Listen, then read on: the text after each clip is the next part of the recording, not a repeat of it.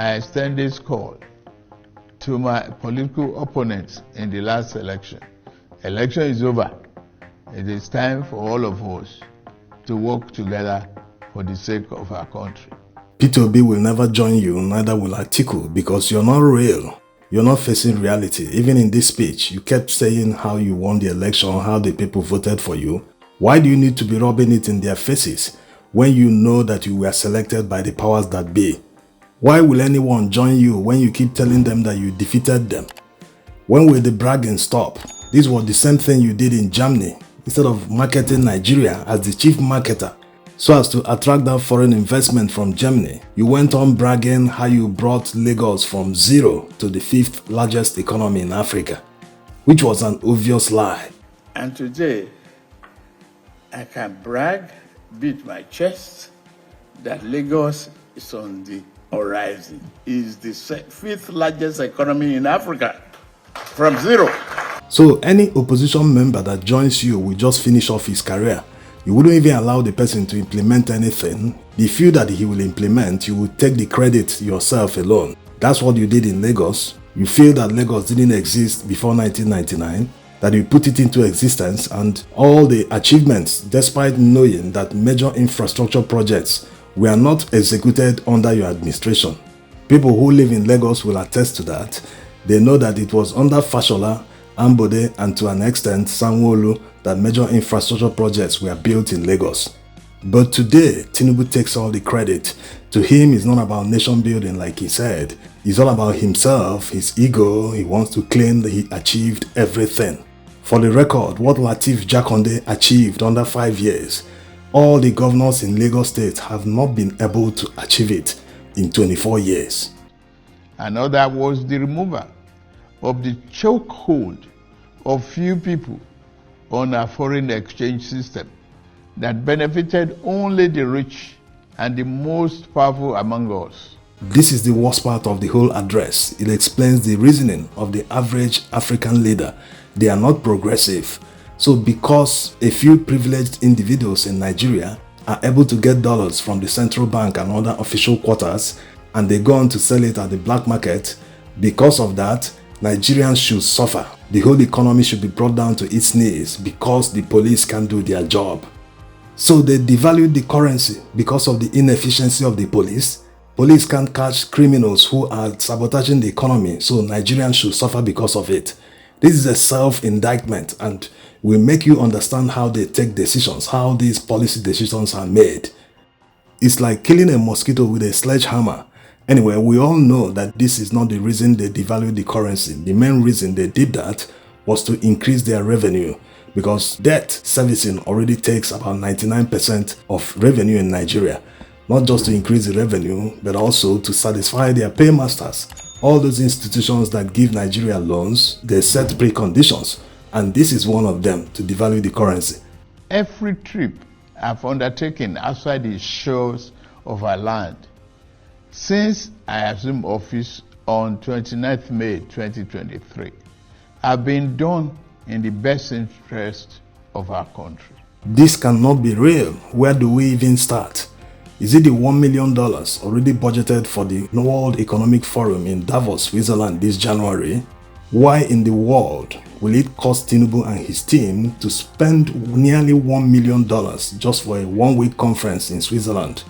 It can never be in the interest of Nigeria. Not $50,000, not $100,000, not even $200, but nearly $1 million for a one-week conference. This is criminal. Coming at a time Nigerians are facing the worst hardship in their lives, and you're telling Nigerians to hope that it will be better tomorrow, and you waste $1 million in a one-week conference. It can never be in the interest of Nigerians.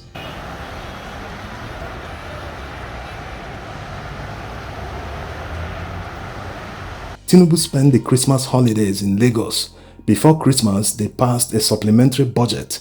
In that budget, they budgeted about 5 billion naira for the renovation of the State House where he stayed in Lagos. So you can see the reason why they spent billions to renovate the State House, just for him to spend 1 week in a year in the State House, when his house is a stone throw away in Bodil on Ikoyi. Wouldn't it have been better if Tinubu budgeted 50 million naira to renovate his personal house? Yes, he can claim it in the personal expenses, and Nigerians wouldn't bother because people will come to his personal house like they trooped into the state house while he was there in Lagos. Wouldn't it have been better if he did that instead of spending billions of naira to renovate a mansion that no one lives in?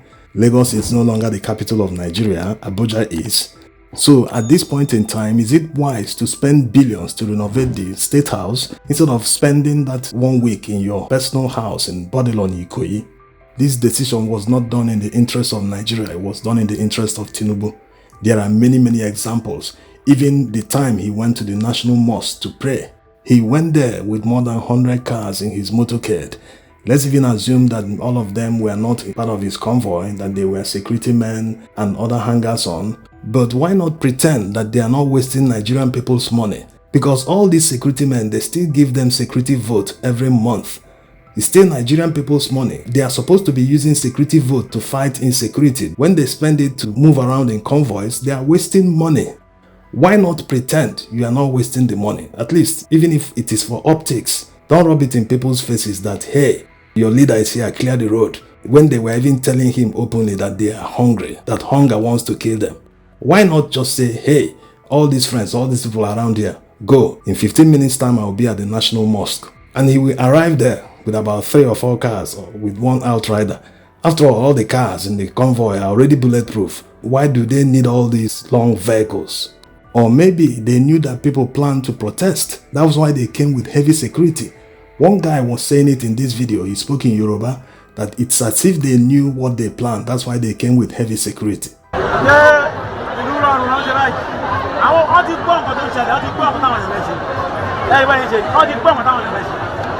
So people are hungry, and a hungry man is an angry man. They also want to protest, but they are afraid that security agents might harm them if they come out to protest. So leaders should read the mood of the nation and stop showing extravagance in public. After all, they are living off public money. It's not their money. Akpabio the other day celebrated his birthday in a stadium.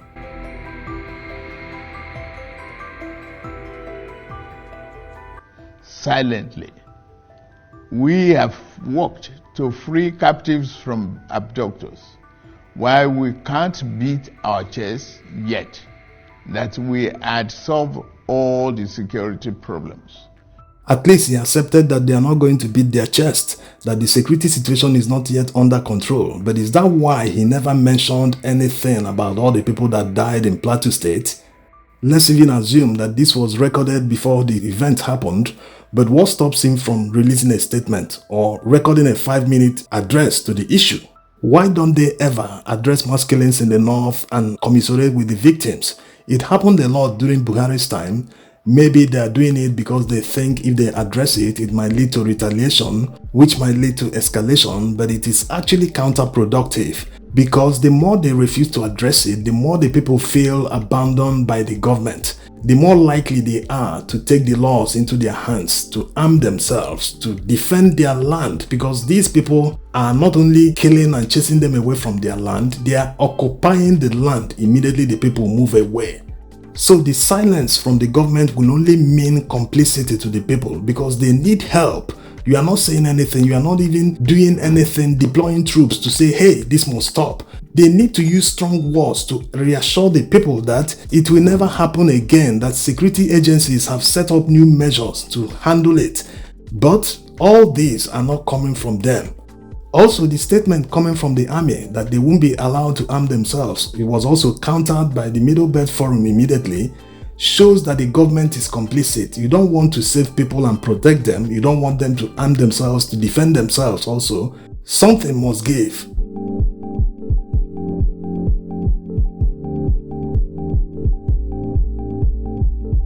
You see, no matter when this conflict started, because people are very quick to say it didn't start today, in fact they are retaliating for what was done to them some time ago, but does that include occupying their lands? Are they saying that the lands they are occupying used to belong to them in the past? The government can't stand by and be watching what is basically ethnic cleansing happening to their citizens in their own country. This can cause a war. It has caused war in smaller African countries in the past. So it is very easy for the army to actually find the people who committed these atrocities, because they are actually occupying the places where they displaced the indigenous people. The world is waiting to see if they will do their job, or will they spend more time telling the victims not to retaliate. Thanks for watching.